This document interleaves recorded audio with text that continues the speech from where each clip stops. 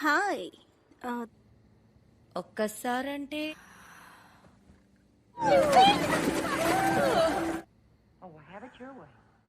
तो गुरु आज की इस कहानी में बैन स्टोक्स समझ ही नहीं आता कि कौन किसका पति है और कौन किसकी पत्नी है, क्योंकि जिसको जिससे मन कर रहा है वो उसे वहीं पे पकड़ के बजाने लग जाता है। पूरी मूवी इतनी हवस से भरी है कि बैन स्टोक बिना ईयरफोन लगाए तुम देख ही नहीं सकते। मूवी को स्टार्ट करने से पहले ही बता दूं, आप लोग कमेंट में बार बार पूछते हो, इसलिए आपको अगर मूवी डाउनलोड करनी हो तो मेरा टेलीग्राम चैनल ज्वाइन कर लीजिएगा। उसका लिंक डिस्क्रिप्शन में या कॉमेंट बॉक्स में दिया होगा। तो कहानी स्टार्ट होती है और हम दो झिले हुए मित्रों को देख पाते हैं।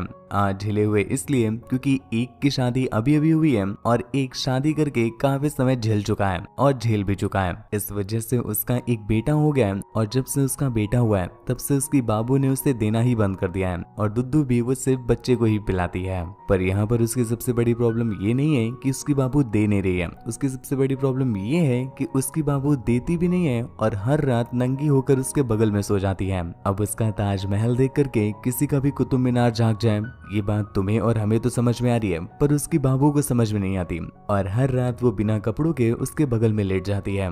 जैसे ही उसके तरबूजों से उसके बनाना का मिलन होता है, उसका बनाना कुकुम्बर में बदल जाता है। पर वही प्रॉब्लम है कि वो उसे पेल नहीं सकता था, इस वजह से वो बस अपने हाथों का ही उपयोग करता है और इतने समय से हाथों का उपयोग कर रहा है कि अब तो बैन स्टोक्स के हाथों की रेखाएं भी मिट गई हैं और कहीं और छप गई हैं। काफी देर तक इंजन यूज करने के बाद जब उसकी इंजन का ऑयल लीक करने वाला होता है, तभी वो सारा ऑयल उसकी दूध डेयरियों में गिरा देता है। उसकी ये बात सुनकर के उसके फ्रेंड को बहुत अजीब लगता है कि ये बहन का खोदा सब क्या किया करता है। पर उसका फ्रेंड समझाता है कि गुरु तुम नहीं जानते, दूध के ऊपर ही मलाई पड़ती है, तो बस वही कर रहा था। लेकिन फिर भी नोयाल उससे तरह तरह का ज्ञान देने लगता है, तो इस पर उस बंदे को गुस्सा आ जाता है और उससे कहता है कि हाँ, ज्ञान खोदना बहुत आसान है, एक बार जब तुम्हें खोदने का मन हो और तुम्हें खोदने को ना मिले तब समझ में आता है, अभी नहीं समझोगे, जब तुम्हारे बच्चे हो जाएंगे तब तुम्हें खुद समझ आ जाएगी। उसी रात नोयाल जब अपनी बाबू एडोरा के गड्ढों की खुदाई कर रहा होता है, तभी वो दोनों थोड़ी देर का ब्रेक लेते हैं और इस बीच नोयाल को अपने फ्रेंड की बात याद आती है। तो वो एडोरा से कहता है, क्या ऐसा होगा कि जब हमारा बेबी हो जाएगा तो हम लोग पिलाई करना ही बंद कर देंगे।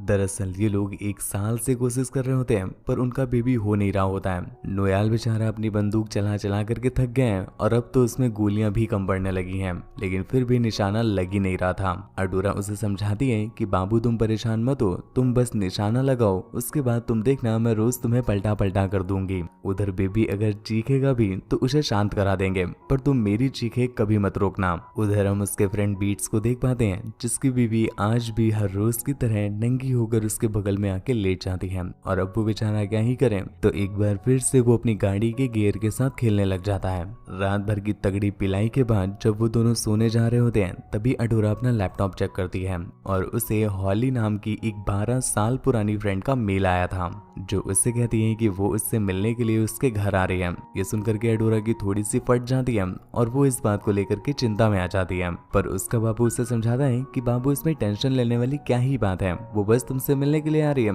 तो इसमें क्या हुआ। एडोरा उससे कहती है कि आज से 12 सालों पहले उनकी एक बहुत भयंकर फाइट हुई थी, उसके बाद से उन्होंने कभी बात नहीं की, आज अचानक से वो उसके घर कैसे आ रही है। अगली सुबह जब वो दोनों ब्रेकफास्ट कर रहे होते हैं, तभी एडोरा अपना फैसला चेंज कर देती है और वो नोयाल से कहती है कि चलो ठीक है, उसकी फ्रेंड इतने समय के बाद आ रही है तो वो उससे मिल लेगी, पर बस 1-2 घंटे के लिए। उसी रात जब ये दोनों एक बार फिर से पिलाई करते हैं तो एडोरा का मन नहीं लग रहा था, लेकिन फिर भी नोयाल उसके गड्ढे खोदता रहता है और जब वो उसकी पिलाई करके उसे छोड़ता है, तभी एडोरा उसे फिर से जगाती है और उसे एक राज बताती है। उसने बताया कि जब वो हॉली के साथ कॉलेज में हुआ करती थी, तब उन दोनों के बीच गड्ढे से गड्ढा मिलाने वाला कार्यक्रम होता था। उस समय पर एडोरा को कैंची से कैंची मिलाना बड़ी पसंद थी, तो वो दोनों हर रोज ही अपनी कैंची से कैंची मिलाया करते थे। नोयाल की ये सुनकर के एक पल के लिए फट जाती है, क्योंकि वो एडोरा के साथ बहुत समय से था, पर उसने कभी भी एडोरा के अंदर ऐसी चीजें नोटिस नहीं की थी। एडोरा उससे क्लियर करती है कि बस उसे चाटने का शौक उसी समय तक था, उसके बाद उससे शौक खत्म हो गया था। अगले दिन नोयाल की फटी पड़ी होती है तो बीट्स उससे पूछता है क्या हुआ, कल भाभी जी ने पलटा के तुम्हें ही दे दिया क्या? जिस पर नोयाल उसे बताता है कि नहीं भाई ऐसा नहीं है, कल मुझे पता चला कि मेरी बाबू को चाटने का शौक था और वो लोगों की गुजियां चाटा करती थी।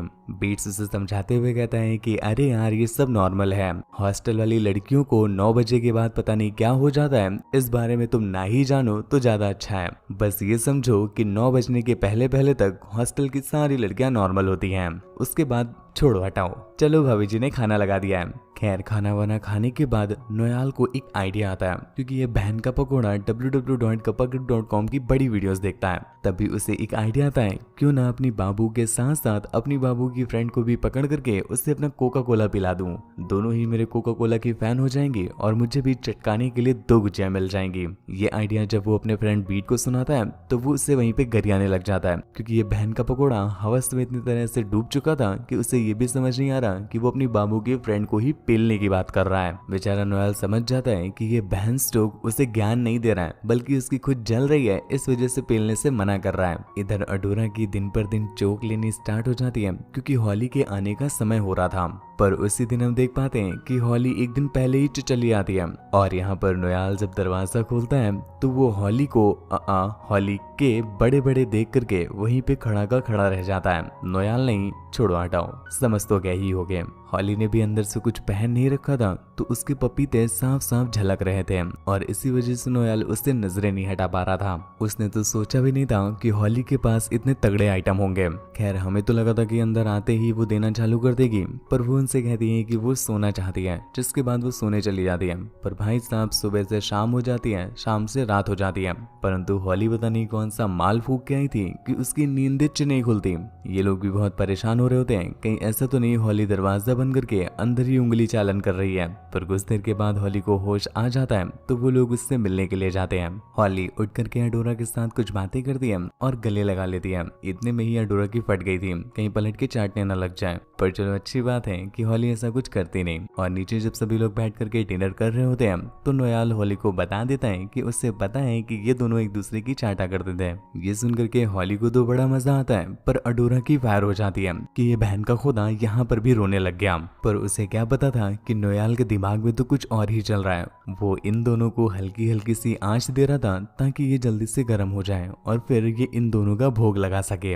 एक अच्छा मौका देख करके नोयाल हॉली के पास जाता है। उसे तो पता ही था कि ये 1 नंबर की प्यासी औरत है, तो वो उसके पास जा करके अपने दिमाग की सारी उपज उसे बता देता है। हॉली को ये सुन करके बड़ा मजा आता है और काफी एडवेंचरस भी लगता है। पर नोयाल उसे बताता है कि शायद ये बात अडोरा को पसंद नहीं आएगी, क्योंकि उसे बस अब कोका कोला पसंद है। लेकिन हॉली को तो दोनों ही पसंद होता है, इसलिए वो कहती है कि चलो ठीक है, मैं उससे बात करूंगी। जिसके अगले सीन में नोयाल अडोरा को समझाने की कोशिश करता है और उसे ये संगीत सुनाता है। कौन सा? आप भी सुनो। वैसलीन मैं लगाऊंगा तेरे गोडाउन के गेट पे, ठीक 5 राउंड ही चाहिए मुझको, बाकी रख ले नेक पे, टाइम वेस्ट ना करियो बेबी, नॉन स्टॉप मैं करता हूँ, ब्राउन गर्ल ही चाहिए मुझको, गोरियों से डरता हूँ, बच के कितना भी चलो गिरोगे एक दिन गड्ढे पे, जल्दी जल्दी रेडी हो जा, स्ट्रॉबेरी पड़े हैं अड्डे पे, बन चुका है मन, रबड़ की चॉकलेट भी मंगवा लेंगे, तू घोड़े पर तो बैठ जा बेबी, तबले भी बजा देंगे, किससे तू शर्मा रही है, सीन चलेंगे खुल्लम खुल्ले, जो घर बैठे हिला रहे 1 नंबर ठुल्ले, चॉकलेट की टेंशन ना करियो, मेडिकल अपना भाई है, कार जो निकलवाई उसने नई वाली, वो तेरे भाई से गुब्बारों की कमाई है। वायर हो जाती है और वो उसे गरिया के वहां से चली जाती है, जिसे मनाने के लिए वो भी उसके पीछे पीछे उसके रूम में जाता है और उसे तेल लगाने लगता है। कुछ देर के बाद फाइनली अडोरा मान जाती है और वो उनके साथ नीचे चली आती है। यहाँ पर हॉली उन्हें समझाने की कोशिश करती है कि अरे उसमें उसकी क्या ही गलती है, उसे लगा कि तुम पहले भी गंदे काले नाले चाटती थी, तो हो सकता है शायद तुम्हें अभी भी चाटना हो, और वैसे भी वो तो लौंडा है, उसे जितनी दे दो वो चटकाने में लग जाएगा। पर अडोरा फिर भी नहीं मान रही होती है, तो हॉली उसे एक कुकी खिला देती है जिसके अंदर ड्रग्स होती है और ये तीनों उस कुकी को खाने के बाद बावली का आर्ट बन जाते हैं। सबसे पहले हॉली उन्हें एक्साइट करने के लिए अपने सारे कपड़े हटा करके स्विमिंग पूल में कूद जाती है और ये देख करके अपना हवसी मानुस तो आसमान में चढ़ जाता है और तुरंत ही अपने बाबू को पूल में फेंक देता है, जिसके बाद वो लोग पूल में बहुत मस्ती करते हैं। और फिर जब ये कमरे में जाते हैं तभी अचानक से हॉली अडोरा को चाटने पोछने लग जाती है। और इस बार अडोरा उससे नहीं मना कर रही थी क्योंकि कहीं ना कहीं उसकी झील में भी बाढ़ आ गई थी। जिसके बाद वो उससे अपनी झील का पानी साफ करवाती है। और ये देख करके साइड में बैठे बंदे की फट रही थी क्योंकि उसे समझ ही नहीं आ रहा था कि भाई मैं क्या करूं, जॉब छोड़ दूं। फिर हॉली को ये चीज समझ में आ जाती है तो वो तुरंत ही उसका पैंट खोल करके उसका मंजन करने लग जाती है और अडोरा उसका चाटना पोछना स्टार्ट कर देती है। इस तरह से ये तीनों ही एंजॉय करने लगे थे और नोएल बराबर से दोनों की पेलता है। ये तीनों वैसे ही एक नंबर के हवसी होते हैं तो भाई साहब घर का कोई कोना नहीं छोड़ते। किचन से लेकर के वॉशरूम तक, वॉशरूम से लेकर के बेडरूम तक, भाई साहब हर जगह हवा में हवस फैला देते हैं।